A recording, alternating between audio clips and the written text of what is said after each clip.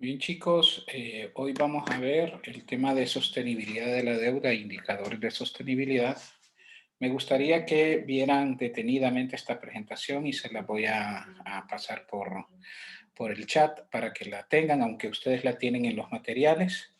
Es muy importante. Ya la semana pasada estuvimos hablando sobre las cuentas financieras y el resultado precisamente de los ingresos y gastos es lo que nosotros denominamos muchas veces necesidad de financiamiento, si existe un déficit, si el gasto supera los ingresos, que seguramente así pasa en nuestras economías, o posiblemente se den superávit, porque sí, vamos a decir que algunas veces los ingresos, el, el la institución encargada de recaudar ha trabajado de forma eficiente y ha logrado recaudar bastantes impuestos y por lo tanto los ingresos son mayores que los egresos y hay superávit. Pero en general todo esto va a impactar en el tema de las necesidades de financiamiento porque seguramente nosotros presentamos déficit y cuando nosotros hablamos de necesidades de financiamiento, entonces estamos hablando del crédito interno y el crédito externo, a lo que nosotros denominamos de deuda. Entonces, ¿por qué hablar de la deuda en este sentido? Lo primero que vamos a definir es el tema de sostenibilidad de la deuda. Entonces, ¿qué es la sostenibilidad de la deuda? Quiero que leamos y que compartamos aquí. Dice, cuando hablamos de sostenibilidad nos referimos a la capacidad que tiene el gobierno de afrontar de forma responsable sus compromisos de largo plazo sin que se ponga en riesgo la estabilidad económica de las generaciones futuras y se caiga en una situación de insostenibilidad. Entonces, cuando nosotros estamos hablando de sostenibilidad, es la capacidad que el gobierno puede tener para afrontar precisamente los compromisos que ya ha asumido en el pasado sin que se ponga en riesgo precisamente la dotación de recursos necesarios para hacer las actividades en el futuro.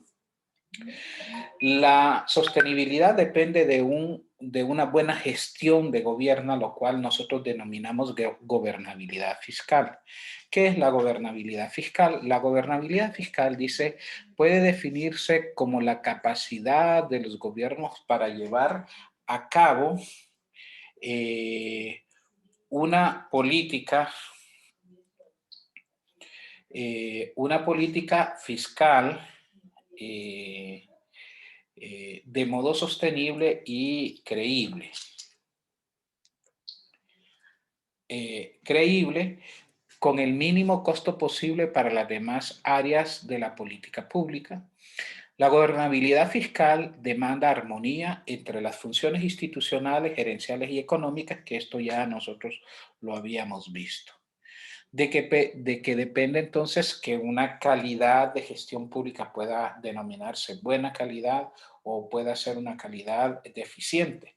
Pues dice, la calidad de una buena gestión de finanzas públicas recae en 4 elementos o pilares básicos.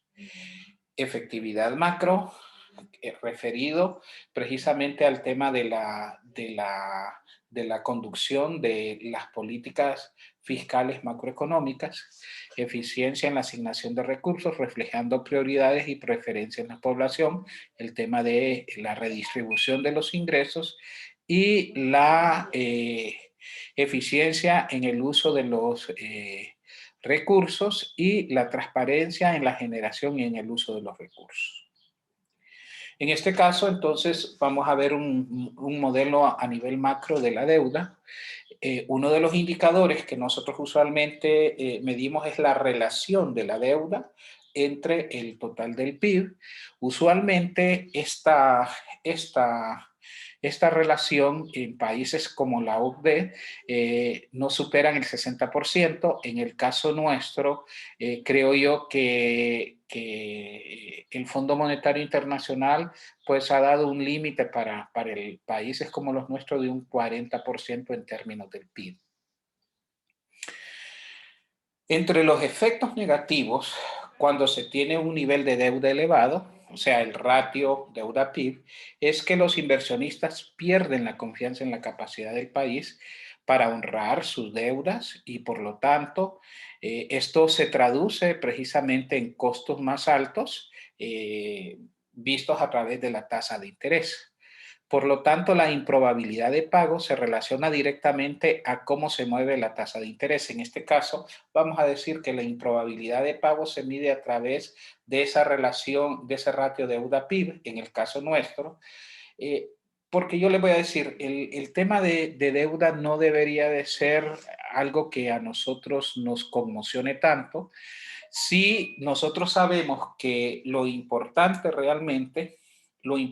que nosotros tenemos que ver es precisamente eh, eh, la calidad de deuda. O sea, muchas veces usted ha logrado endeudarse, pero es porque está comprando una casa. No es lo mismo endeudarse para comprar un carro que para comprar un activo que le va a servir precisamente para poderlo utilizar en momentos de crisis y se puede hacer de él y puede tener un dinero actualizado. En este caso, el problema de la deuda es el tipo de país y la cantidad de PIB que nosotros generamos en la economía. Al no generar un PIB demasiado grande, una producción demasiado grande, entonces el tema de deuda para nosotros sí se nos vuelve un poco preocupante, ¿verdad? Porque quizás una deuda de 5,000 para una persona que gane 100,000, ni cosquilla le haga, y mantener una cuota de 10,000, ni cosquilla le haga, pero por ejemplo, para una persona mantener una deuda de 10,000, sabiendo que está ganando 30,000, quizás sea muy angustiante, ¿verdad? Y ese es el mismo caso que sucede precisamente con nosotros. Existen algunos indicadores que nos van a permitir ver si existe la improbabilidad de pago, sí o no. Por lo tanto, la improbabilidad de impago se relaciona directamente, como habíamos dicho, a cómo se mueve la tasa de interés. O sea, a mayor improbabilidad de pago, la tasa de interés tiende a aumentar. Eso significa que los costos del capital que nosotros podemos acceder vía deuda es más caro. ¿Cuáles son los supuestos de análisis que vamos a tener en este modelo de deuda? La deuda la analizamos en dos periodos, el periodo T, que es el actual, y el periodo T-1, que es el anterior, referido al periodo actual y el anterior. Las variables se presentan de forma nominal. La deuda se financia a través de emisiones de bonos. No vamos a decir que hay otros instrumentos, esto solo para comprender un poco. En este caso, lo primero que nosotros necesitamos es estimar un indicador, es el déficit primario. El déficit primario en el periodo T es la diferencia de los gastos totales menos el pago de impuestos o los ingresos por impuestos. Pero en este caso los gastos, esos gastos que nosotros tenemos, gastos totales, realmente son gastos primarios. Estos gastos primarios realmente nosotros le restamos el pago de intereses, o sea, la línea que nosotros tenemos de pago de intereses se la excluimos precisamente, y ese valor que nosotros tenemos entonces para nosotros será gastos totales menos ingresos totales. Y si en este caso los gastos superan a los ingresos, según la fórmula, entonces esto nos dirá que estamos en un déficit. En este caso dice, este es uno de los primeros indicadores de sostenibilidad porque permite analizar la deuda de un país a través de las variables que se pueden manejar como los ingresos y gastos y así ajustarse. O sea, es muy importante porque a través de de esta primera estimación, entonces nosotros podemos ver qué gastos o qué ingresos nosotros podríamos modificar para mejorar precisamente este diferencial entre ingresos y gastos. Sin embargo, en el caso de los pagos de interés, ese pago de interés es precisamente ese pago de interés es un gasto fijo, ya eso no va a depender de ningún tipo de modificación al presupuesto actual y por lo tanto nosotros tenemos que saber. La sumatoria de los continuos déficit primarios determina la dimensión de la deuda pública total. Si la deuda pública es pequeña, el pago de intereses será pequeño. Sin embargo, a medida crece la deuda, también el pago de intereses se va volviendo significativo. En este caso, entonces vamos a definir una fórmula y la fórmula es la siguiente. Vamos a decir que el déficit público es igual al pago de intereses nominales en el periodo T, o sea, los intereses actuales, por la deuda. Esta es la deuda acumulada en periodos anteriores, más el déficit primario, porque esta es la fórmula del déficit primario, ¿sí? En este caso, aquí tenemos I representa la tasa de interés nominal. Este es un valor promedio de los diferentes intereses que se pagan por la deuda. B sub T menos 1, deuda acumulada en periodos anteriores. G es el gasto primario, que se excluye en el pago de intereses. T es los ingresos en impuestos. Y aquí hay algo muy importante. Por lo tanto, el déficit público será la suma del déficit primario más el pago de intereses de la deuda. El pago de intereses de la deuda dependerá de la emisión de bonos hasta el periodo anterior, o sea, T-1. Me gustaría que esto lo miráramos, en este caso el déficit primario, que la fórmula es la tasa de interés nominal en el actual periodo por la deuda acumulada de periodos anteriores más el déficit primario.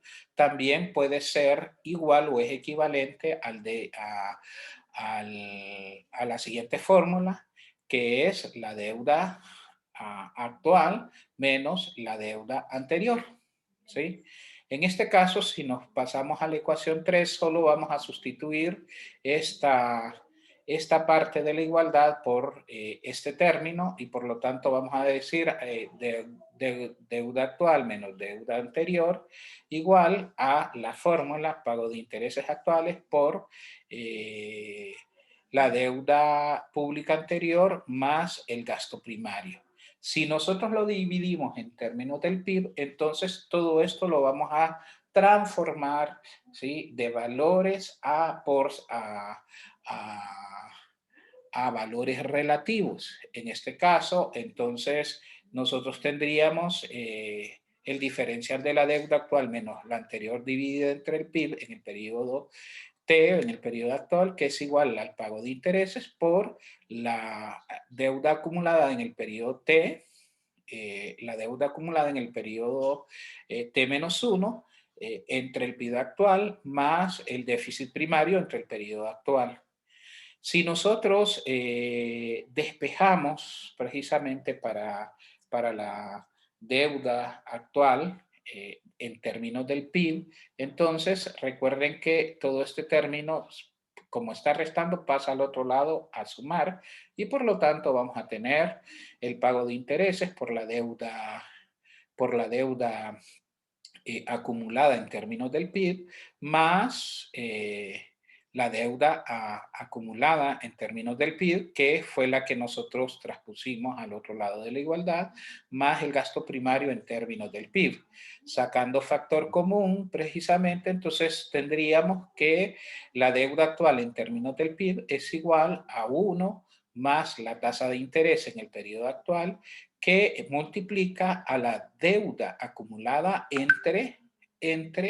y aquí hacemos un truco matemático, lo dividimos entre el PIB anterior. Miren, PIB anterior entre el PIB anterior es igual a 1. Entonces tengo exactamente esto. Simplemente lo utilizo por conveniencia más el gasto primario menos los ingresos entre el PIB, que es el déficit primario. En este caso, la tasa de crecimiento del PIB, cuando ustedes vean un punto acá, entonces tasa de crecimiento es igual a 1 más la tasa del crecimiento del PIB actual. Esto será equivalente a dividir el PIB actual entre el PIB anterior y esto será igual, ¿sí?, al inverso del PIB anterior entre el PIB actual, que es igual a 1 entre 1 más la tasa de crecimiento. Si nosotros sustituimos esto en la ecuación 7, entonces la deuda actual en términos del PIB va a ser igual a 1 más I por la deuda acumulada en el periodo anterior entre el PIB anterior, o sea, la deuda acumulada en términos del PIB anterior, más 1 entre 1 más la tasa de crecimiento del PIB, más el déficit primario, y por lo tanto lo vamos a pasar a minúscula. Ya cuando escribimos esto en minúscula significa que este es la deuda en términos del PIB, que es igual a 1 más la tasa de interés entre 1 más la tasa de crecimiento del PIB. Ojo, esto es tasa de crecimiento del PIB por la deuda acumulada del periodo anterior más el déficit primario actual. Por lo tanto, de forma equivalente, 1 más, y me gustaría que se aprendieran esta fórmula, pusieran atención a esto, 1 más la tasa de interés actual, interés nominal, entre 1 más la tasa de interés, la tasa de crecimiento, perdonen, también puede ser igual a 1 más la tasa de interés menos la tasa de crecimiento. ¿Cuál es la condición de convergencia? La condición de convergencia de la sostenibilidad es que la deuda crezca en menos proporción que el pago de intereses. O sea, si la suma de 1 más la tasa de interés nominal es mayor a la suma de 1 más Y, entonces ahí se está rompiendo la convergencia. La convergencia significa el acercamiento, el estrechamiento para que se pueda honrar con las deudas y no se esté con la probabilidad de impago.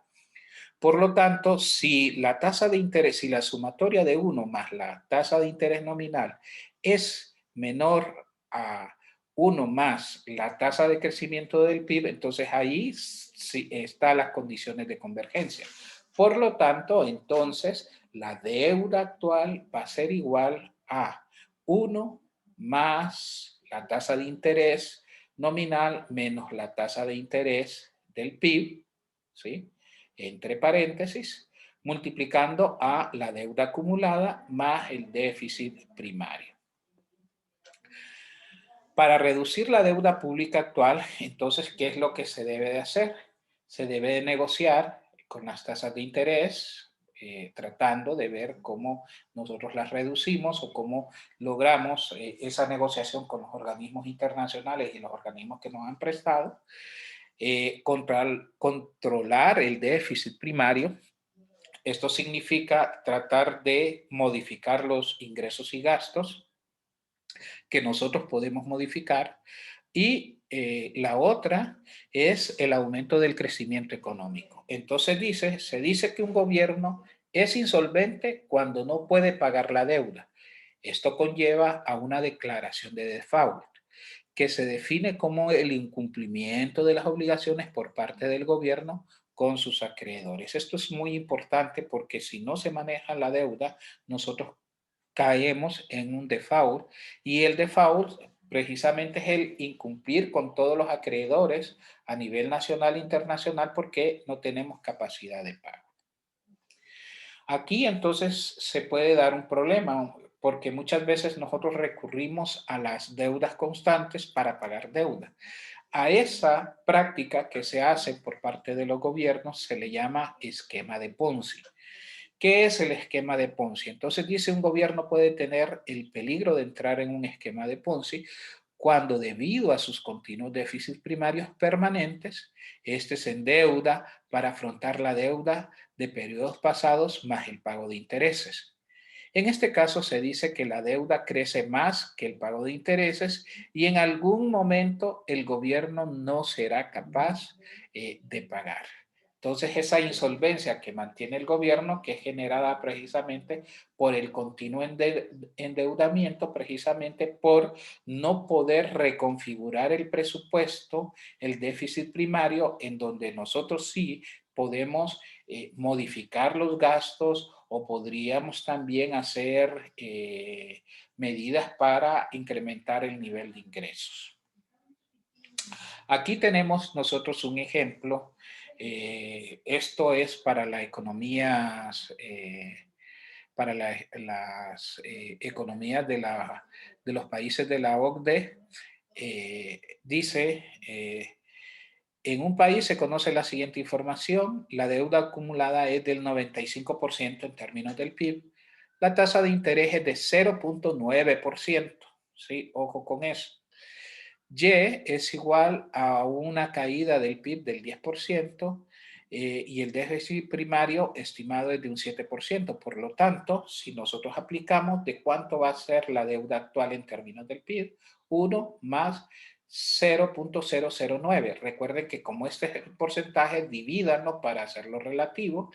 Entonces dividen 0.9 entre 100 es igual a 0.009 más, ojo con esto, recuerden ustedes que dentro de la fórmula nosotros aquí teníamos menos, pero como yo voy a multiplicar menos de la fórmula por el menos de la tasa de crecimiento es igual a más, por eso aquí lo tengo, más 0.1, que multiplica a la deuda acumulada en términos del PIB, que es del 95%, más, en este caso, el déficit. Recuerden que este es un déficit primario, es positivo, va a ir incrementando la deuda y por lo tanto, si ustedes hacen todo esto y lo multiplican por 100, el porcentaje de deuda en términos del PIB es de 112.4.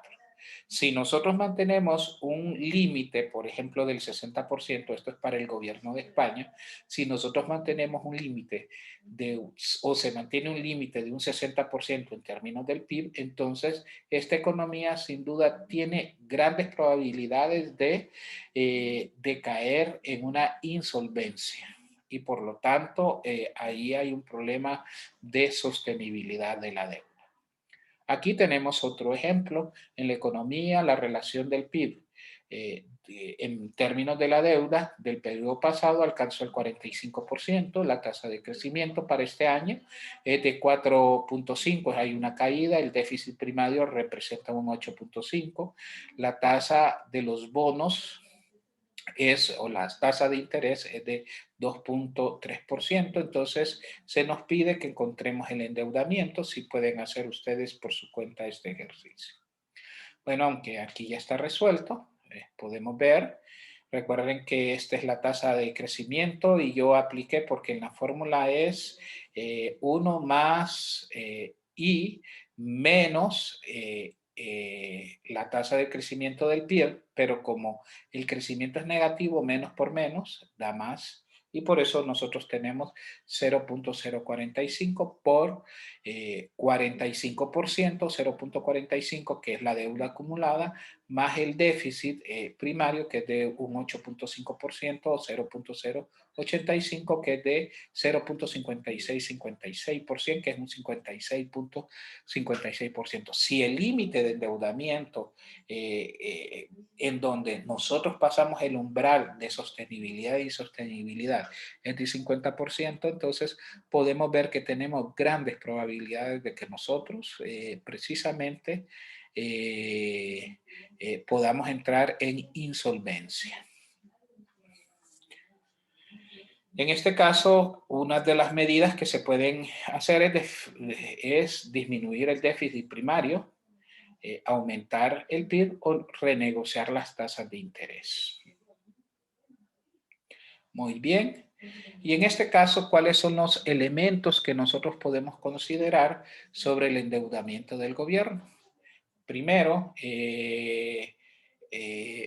la residencia de la contraparte de las operaciones de deuda. En este caso, si nosotros hablamos de esto, entonces el tipo de deuda puede ser deuda externa o deuda interna.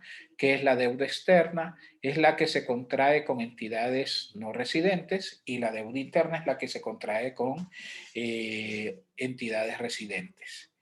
Si nosotros consideramos el tipo de acreedor, entonces el tipo de acreedor puede ser deuda externa bilateral o multilateral.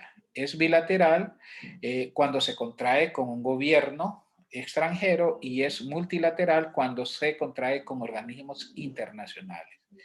Si nosotros consideramos la tasa de interés, esta puede ser una tasa de interés fija o puede ser una tasa de interés variable. En el caso de ser una tasa de interés fija, la tasa de interés pactada al inicio de la operación se mantiene durante el plazo del crédito. Y si nosotros miramos la tasa variable, la tasa de interés de la deuda está vinculada con otras variables como ser la tasa de inflación o el tipo de cambio y se puede modificar durante el plazo del crédito. El plazo de vencimiento, esta puede ser a corto y a largo plazo. El plazo de corto plazo, los de corto plazo son vencimientos de los bonos de menos de, o de la deuda de 1 a 3 años y de largo plazo ya son consideradas aquellas donde el plazo de vencimiento es mayores a 3 años. Por el tipo de instrumentos que se pueden utilizar para el tema de deuda, nosotros tenemos los préstamos, los bonos soberanos, los bonos de deuda interna y las letras de tesorería.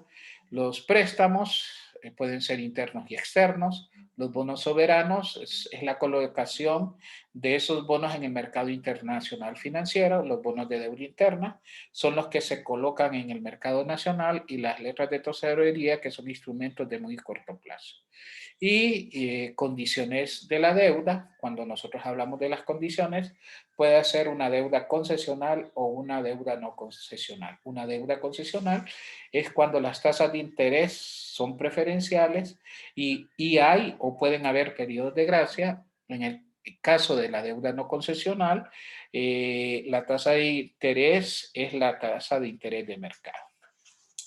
¿Cuáles son los indicadores? Y me gustaría que asociaran todos estos indicadores, los indicadores de sostenibilidad, que nosotros tenemos dos, los indicadores de liquidez y los indicadores de sostenibilidad. Dentro de los indicadores de liquidez, nosotros tenemos el ratio del pago de intereses entre los ingresos tributarios, el ratio de servicios a la deuda entre los ingresos totales o el servicio de la deuda externa entre el nivel de exportaciones. Ya vamos a ver qué miden cada uno de estos. Entre los indicadores de solvencia, nosotros tenemos el interés de la deuda en términos del PIB, el saldo de la deuda externa entre las exportaciones, el saldo de la deuda externa entre las reservas netas internacionales y el saldo de la deuda total pública en términos del PIB. ¿Qué son los indicadores de liquidez? Para entender qué son los indicadores de liquidez, dice, es preciso conocer primero qué es la liquidez. Cuando se habla de liquidez, se hace referencia a la capacidad que tiene una entidad para conseguir dinero efectivo en menor tiempo posible, es decir, el poder que tiene para obtenerlo a través de sus activos a fin de que pueda responder a sus obligaciones cuyo vencimiento está a corto plazo. En este caso, los indicadores de liquidez son utilizados para medir la solidez de la base financiera de una entidad, en este caso del país. O sea, esto nos permite a nosotros ver si nosotros tenemos disponibilidad dentro de nuestros activos para afrontar los compromisos.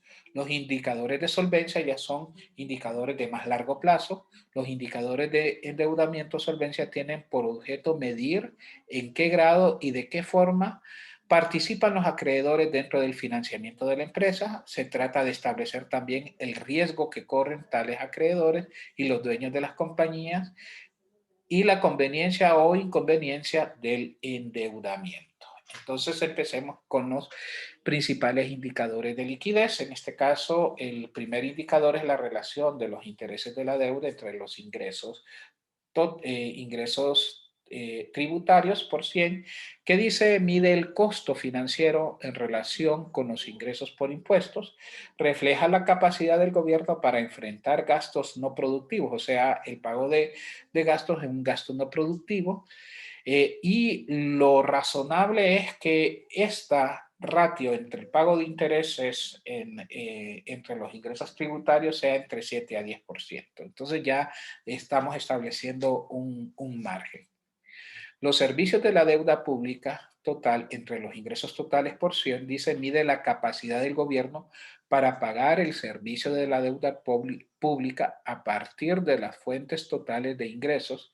Esta excluye las donaciones. Según el Fondo Monetario Internacional, este indicador debe oscilar entre 25 y 35%. Se pueden utilizar algunas variantes como los ingresos tributarios en lugar de los ingresos totales.